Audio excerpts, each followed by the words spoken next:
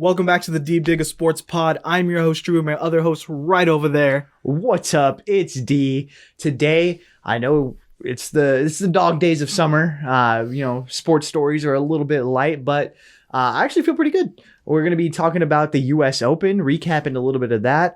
The NBA offseason is in full swing. But before we get into that, go ahead and hit that like button. Go ahead and subscribe to the podcast. If you're watching on YouTube, we have a full audio version. Take us everywhere on the go, Spotify, Apple Podcasts, all that good stuff. If you are listening on audio, hop over to our YouTube, hit that like button, subscribe. Appreciate it. Let's dig right in. We have a bunch of NBA news. It's pretty crazy right now. We got Bradley Beal getting traded, Podziemski getting moved in that. CP3 is a Warrior. What would you rate, before we get into the Warrior stuff really fast, Bradley Beal trade? What are you giving that? For which team? For which team? Go both. Who won?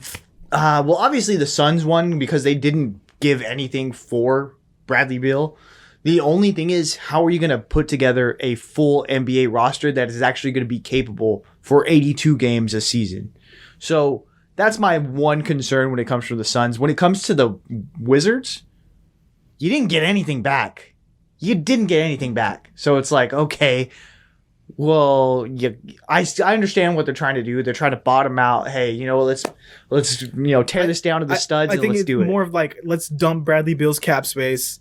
Yeah, the Suns do get Beal, but in the long term, in 4 years, are you going to be like, oh, I'm so glad we're paying Bradley Beal $50 million a year, and we have KD, who's already aging, and he's been through a lot of injuries, and DeAndre Ayton, who we didn't want in the first place, and he's still on a big deal, and Devin Booker's trying to carry it all together with no bench. So it's... yeah, a win next year, but the years following, it's going to be kind of tough. And that's the one saving grace for the Wizards, is that they actually, I believe it's 4 first-round draft swaps. So they take the latter of the two. And so this Phoenix Suns team, we've seen, like, with all the KD super teams after Golden State, have a window of maybe a year or two where they can actually win it. And then it's a year of 2 of KD's just going to carry and the team is going to tank out. So that might save them as far as this window might be super small. Well, we could capitalize on I think with that. the Wizards, though, it's like there's a plan to tank and then there's no plan at all. Like, I feel like they're just making moves of like, yeah, I guess we'll take that deal. And whoever's on the team next year, that's who was on the team. You're like, fuck it. Because I don't see any structure or plan of what they're actually building in there. They got a lot of second-round picks, a lot of pick swaps.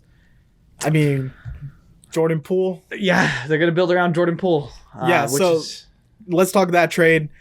I think everyone who's a Warriors fan is questioning Mike Dunleavy a lot right now, especially we just watched the draft live. Man, we're going to talk about that pick later when the dust settles. We'll talk about it a little later in this pod. We'll touch on it a bit. But just the CP3 fit, what do you think? It's like, I know I've told you this off camera, but it's like in the Mighty Ducks when they get that player from that other team and everyone fucking hates that player. And you're like, I don't know how this is going to work. Hopefully it ends up a Mighty Ducks situation where this guy becomes a key contributor for this team and he can go, but everything in my body was like, no! A lot of Richard Sherman comparisons. Yeah, except I think there was a longer history of me hating Chris Paul. And honestly, if they were to just shut him down after the regular season, completely fine. I don't want him ruining our chances at any playoff long runs. I just don't like Chris Paul as a player. I don't like his game. I'm not a big Chris Paul guy. I think this is all a move to get under that second tax apron next year. The way the new CBA is set up, and Draymond Green opting out of his deal, Jordan Poole dumping his money. This is what the move was really about, dumping Jordan Poole's money. Because if he's not going to be the future of the team, and he's not going to get along with our stars in Draymond, aging stars, that's fair enough. Yeah. Then he doesn't fit anymore, and we need to get that money off our books. CP3 is someone who potentially could help win next year. If he accepts his role in the second unit, and I think if he comes in small bursts and maybe even runs a few lineups as the point guard with Steph and Clay off ball, could be interesting. Could be something. Or even at the deadline, someone who we could flip into someone else. That'd be nice. That'd be nice. Now you're liking this move a little bit more. Yeah, but it's still a guy who hasn't been performing at a very high level for the past few years. And even before that, we've seen that he just wasn't a guy that could carry a team. And I know they're not asking him to do that, but it's like... Well, hey, to quote the Isaiah Thomas, I love expiring contracts. He has an expiring contract. It's going to be off next year. They're just trying a 1-year experiment. I think of it like the D'Angelo Russell to the Warriors move. Yeah. Where it's like, we have this block of money that we need to fulfill. And if we just let it walk away, we can't sign someone back because we're over cap. So we need to fulfill Jordan Poole's block of money with Chris Paul's block of money. Because you wouldn't be able to sign him in free agency. You wouldn't be able to get anyone else in a big contract in free agency. So trading Jordan Poole, you have to fulfill that money. You get what I'm saying? Yeah, I get it. But is it going to fit and is it going to work? Who knows? But I think of it more in the terms of the money. It makes sense. And maybe like this experience has like made it so that Chris Paul is, you know what? I'm not that guy anymore at all. Like realistically, I just got traded twice in like the span of 10 days. He's been traded like 6 times. So it's like, I know like I need to play second fiddle here. I could run the second team. And I think again, this is a superstar and a core of group that like is very unselfish. And so they'll tell him like, no, that's like what you have to do is this. And so I think if he was smart, he would become the next Andre Iguodala, accept his role as a bench player and mentor. He could play for another 4 years potentially and just be the mentor on the bench. And he wouldn't get shit on for being a bench role player in the Warriors system. No, I don't think he would. No one would be making fun of him for being a bench player. But if he makes a big stink and is like, yo, I got to get out of here, and he goes to like the T-Wolves and sucks, so like that's easy. So I think this could go one of two ways. It's experimental. Hey, let's try and see if we can win with this for 1 year, and then all that money is off our books next year, and we're getting under the tax apron. Or it's let's just get the guy in here. He fulfills the money, and we'll just makeshift roster it and flip him later, like D'Lo. Yeah, but did you really have to give up Jordan Poole and multiple draft picks to get Chris Paul? Or was it's not to get Chris, it's to dump. Offload that money. But to offload that money, you really had to do that. Like you don't think again like another mid-tier team would just take that. Here's the thing. In the new CBA, Jordan Poole's making a shit ton of money and teams can only sign maybe they can only pay maybe 3 guys. Yeah. So is Jordan Poole one of your 3 guys, possibly your number 2 guy that you're going to be paying all the money to, and then it's a bunch of minimums? And that's the thing. Like last year really, I think, tanked his stock.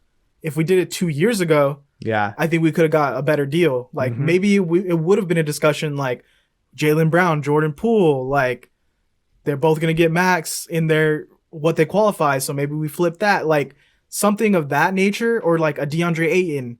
But now it's like, who's going to take this contract? Yeah, who's going to take this contract for this guy who plays reckless and turns over and was not getting along with his teammates? Yeah. So, I don't know. Let us know in the comments. Are you happy with CP3 on the Warriors? Do you think it's yuck, a complete failure? Let us know. Just to talk on the draft really quick, Warriors pick someone, and I got to look up how to pronounce his name. But Cam Whitmore was on the board falling for the whole draft. What do you think? What was the thoughts as that pick was about to happen? I knew that they weren't getting Cam Whitmore just because of during the broadcast of the NBA draft, they were saying like the reason for Cam Whitmore tanking in the draft was because he had really bad interviews. And then he impressed scouts at the combine, had really good workouts there. But his individual workouts did not go great. So I already knew, just based off of the Warriors track record, they are not going to take a low effort, guy who doesn't really care about basketball as much as the rest of the team. And so if that's the vibe that Cam Whitmore was giving off, they were not going to do it. So Warriors with the 19th pick draft Santa Clara's Brandin Podziemski. So another guard to add to the team. I think that's like our 7th guard on the roster. I know we have like Ryan Rollins waiting in the wings. They were talking about bringing up Lester Quinones, who spent a lot of time with the team last year, giving him some minutes. And then obviously we have GP2, CP3, Clay, Steph. It's just Guards on guards when it's like, okay, Cam Whitmore, he has questions, but he's a big body, athletic guy. And what did we get? We were too small, way too small. And I even think Whitmore would fit if we kept Kuminga alongside Kuminga. And man, one thing is like, Steve Kerr will not play a guy he does not trust. And by all accounts, from what we heard in the NBA draft, like coverage, a lot of teams just did not trust the guy, Cam Whitmore, to be ready to play and to be like mature enough to handle the NBA. And so it is pretty concerning with a guy who is projected to be the number 4 overall pick is dropping like a stone. So I get where you're coming from. Like, we just needed bodies, but at the same time, like, you can't miss on that pick. And it's not even that. I was like dead set. We need Cam Whitmore. Like, if we got Keegan Murray's brother there, if we got the kid at Ohio State, if we drafted any center, like, I just wanted size there. And now, veteran minimums, who's coming, you know? Yeah. And that's the thing, too. It's like, okay, now who are you going to get for cheap? And that's going to be a viable option to maybe, if Draymond leaves, start. Yeah. Like, that's the big kicker here. Draymond kind of has you by the balls. Like, he can kind of call his shot and be like, cool. Because if you're the Warriors, like, what are you going to do? I mean, Kuminga moves up and then...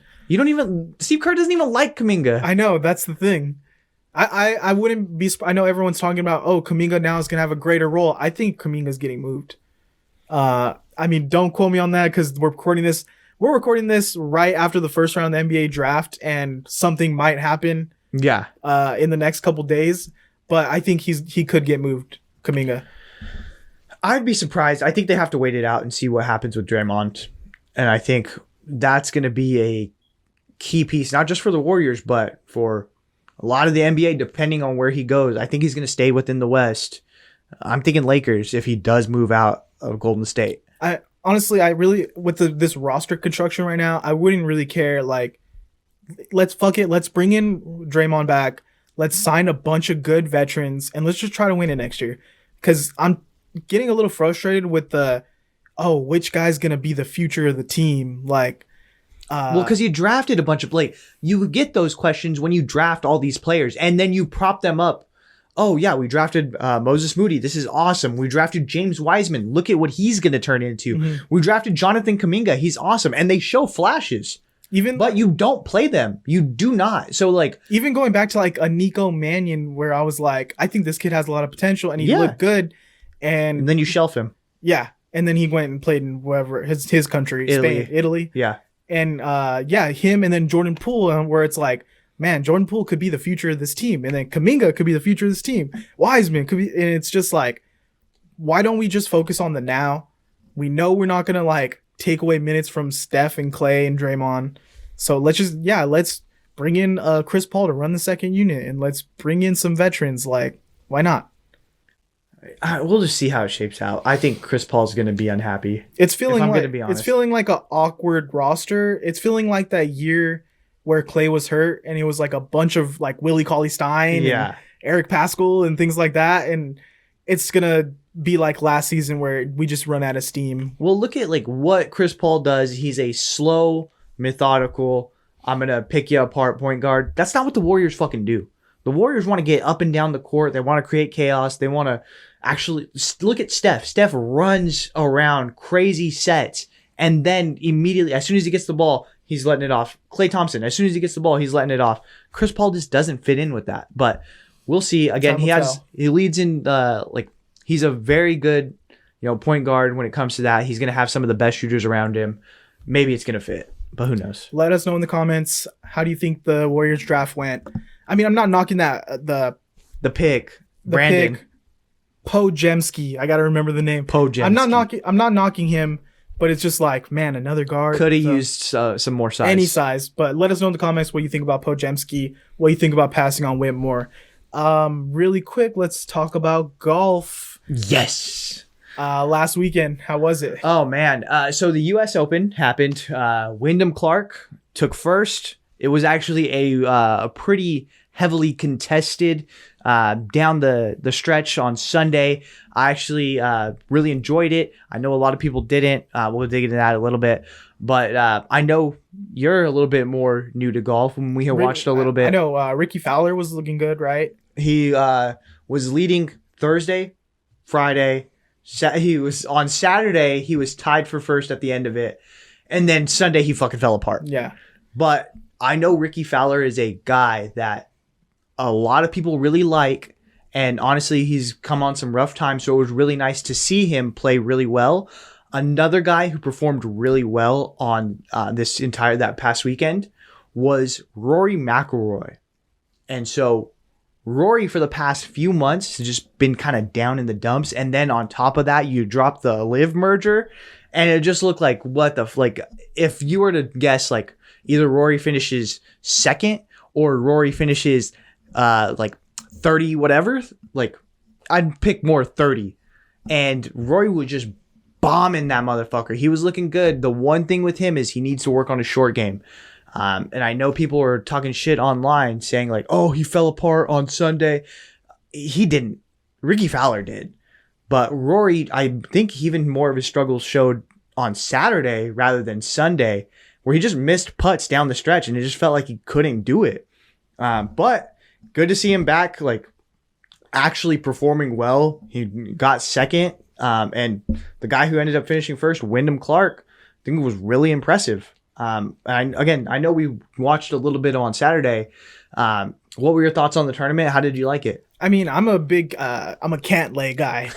So, I mean, we were watching him and I think he was 2 under for most of the day and he was just holding steady. And I was kind of like, oh, I know we were talking about Fowler falling off at the end and Wyndham Clark. So we were like, maybe Cantlay can come up, sneak in there. But no, he did his thing. Also, Sargent from the amateurs. Oh, yeah. What a good showing. Really good, strong showing. I think he was miles above the other amateurs. And I was like, damn, this kid, like, he's competing. Truly looked like a kid out there. Yeah. But so, yeah, that was exciting. Really cool for Wyndham Clark. I know I seen after where, was it Fowler told him, like, your mom would be proud she was here. And, yeah. Man. Awesome. Pretty awesome, dude. Did you see... was it DeChambeau yelling with the fan who was timing him at the hole? No. Yeah, he was like, "You're still fucking timing me." Like, yeah, you gotta check that out, dude. And one thing to bring up is the crowd. And so I know that was a really big story after this weekend. It was at the Los Angeles Country Club, which is one of the most prestigious courses in the nation. Apparently, the club bought half of the general admission tickets. And so golfers were complaining like, where's the crowd? It feels like I'm just kind of playing by myself here. There's literally nobody. This is supposed to be the US Open, one of 4 major tournaments on the year. So pretty embarrassing showing from the course in general. Yeah. And I know like even before this course, Brooks Koepka was talking and he was like, knowing US Opens, it's going to be hard course. So I'm expecting the winner is going to be 6 under, maybe 5 under. It was I know we were saying like the divots in the field. A lot of people, because they're trying to muscle it past the rough, getting out of bounds and getting it in the tall grass and everything. And it's just like, man, that some people were going through it. Some people were like, we seen Colin Morikawa had struggled where he hit a shot that went like a foot. Mm-hmm. But then others really killed it. Like I know that they ended up Wyndham Clark. I think he finished 11 under or 10 under, which is crazy. Yeah. And so again, not a strong showing for the course. I know like some people struggled, but a lot of people killed it. Wasn't there a golfer that was saying like, oh, this would be cool because it's like once a year you go like through a tough ass course and it's like you're going all out, and then the rest of the year you're back to like your regular.